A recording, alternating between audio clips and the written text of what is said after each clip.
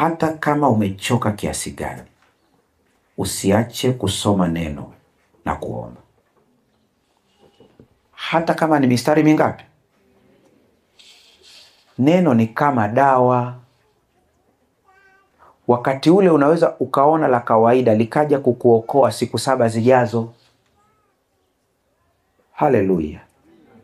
Vijana, hata kama unajiona una dhambi kiasi gani, ninaongea kwa tasfida, vijana wakubwa ndio watanielewa, wadogo hawatanielewa. Yaani hata kama umejikuta jana umetoka kwenye tukio, shetani atakwambia kabisa, wewe hufai, usisome neno, usiombe, una dhambi nyingi. Mwambie, nenda nyuma yangu shetani. Jana umeniingiza kwenye majanga, alafu tena nisome neno. Nitasoma neno. Katika neno kuna kutakaswa. Uwatakase kwa ile kweli. Neno lako ndio kweli. Neno la Mungu. Una Biblia kwenye simu yako, una Biblia kwenye iPad yako. Nunua Biblia halisi uwe nayo.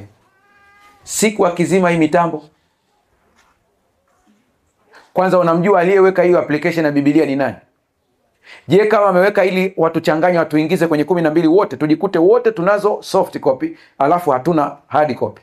Kwa siku moja wanazima mtambo tu pop. Walituzimia tu Instagram na WhatsApp. Masaa machache dunia ilirindima.